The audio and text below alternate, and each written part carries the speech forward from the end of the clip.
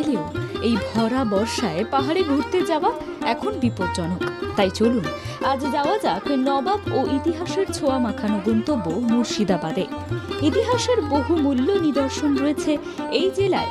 রয়েছে পোড়ামাটির নিখুঁত অলঙ্করণ সম্পূর্ণ মন্দির, যার নাম চার বাংলা মন্দির। 1755 সালে এই মন্দির নির্মাণ করেছিলেন রানী ভবানী।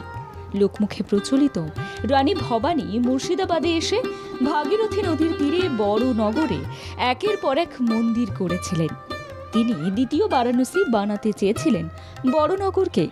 এখানে প্রায় 108খানা মন্দির নির্মাণ করেছিলেন তিনি।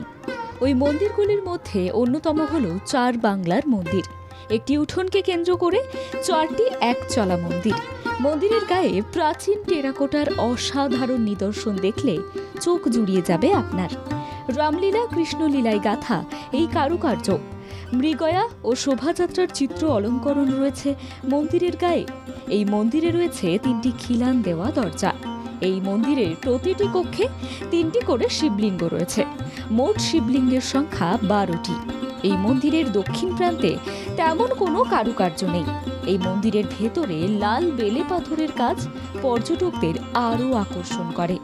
ভাবছেন কিভাবে যাবেন এখানে? যেতে গেলে আপনাকে ট্রেনে করে চলে আসতে হবে মুর্শিদাবাদ স্টেশনে। সেখান থেকে ট্যাক্সি বা যে কোনো গাড়ি ভাড়া করে পৌঁছে যেতে পারবেন এই মন্দির দর্শনে। ব্যুরো রিপোর্ট, বাংলা জাগো।